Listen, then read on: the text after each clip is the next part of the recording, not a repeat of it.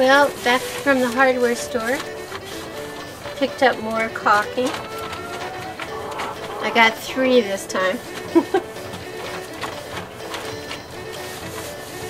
And I juiced up the inside of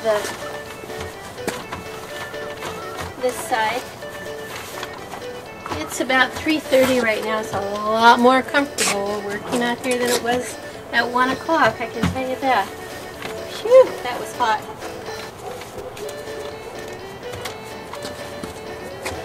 I put a small bead of caulking along the top also, and I'm using this little putty knife to tuck the edges underneath that nice ready-made ledge.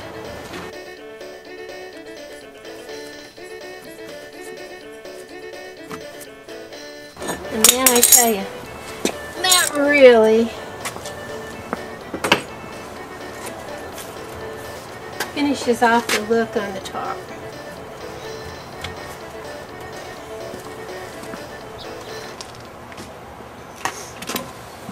And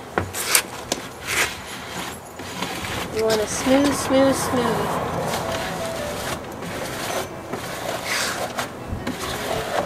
With a little plastic piece. Or whatever you can find that's flat and smooth. And will puncture or tear your gradient barrier.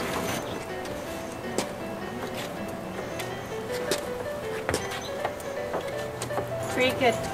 I'm just going to go around the edges now, make sure I got every little piece.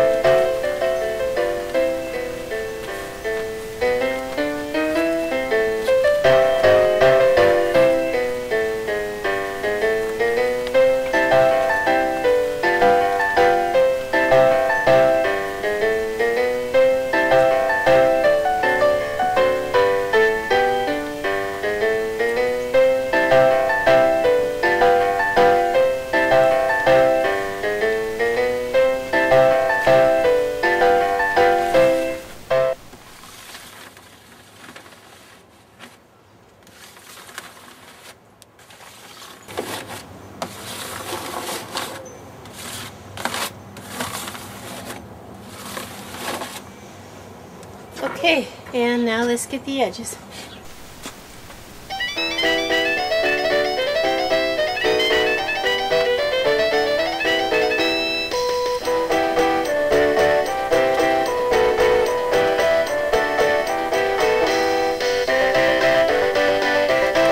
Here's these little hinges where the doors used to set. And of course, if we want a flush mount for the glass, we've got to take this out.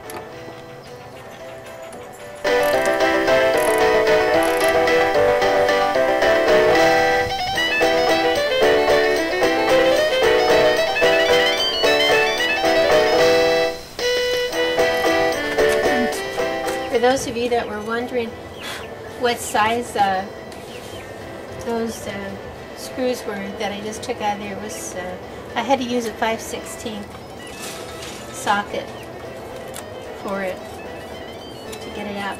Now we're just going to tuck the last of this radiant barrier underneath the lip of the case, and I'll look it over and see if I think anything more needs to be done with the box itself.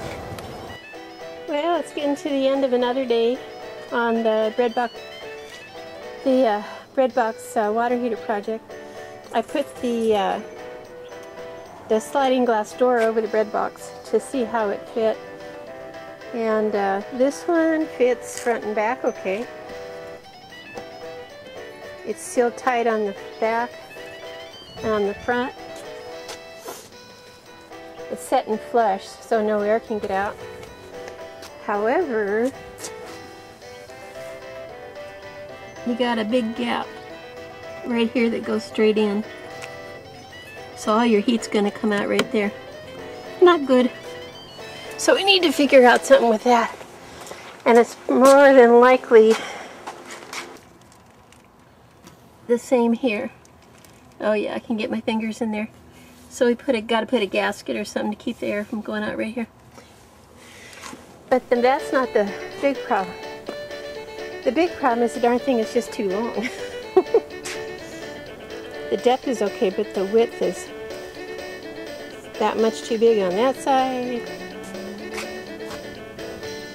It's much too big on this side. So either I can go look at the rest of my sliding glass doors and shower enclosures and see if I have any that fit better, which I will. I'll just take my measurements and go measure them quick. Or I can try to take this apart and cut it down. I've never done that before. I've never tried to cut apart a sliding glass door. I do have a glass cutter. And if these are friction fit, looks like they are soldered. Which means probably I'll break the glass when I try. And probably not in the way I want it broken. So go check out my other windows and see if I have any that's a closer match than this.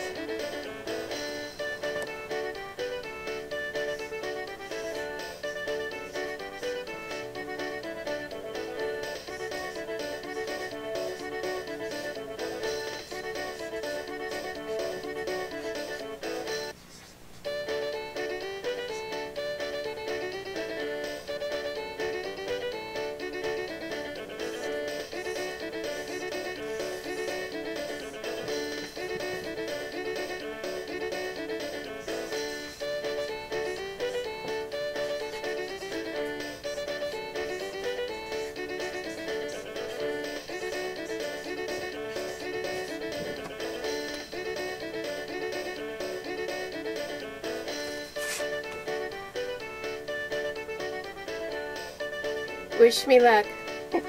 I've got a trivia question for you. What does a cyclone fence tension pull bar and a piano hinge have in common with galvanized sheeting? Well, hopefully I'll be able to show you that next time around.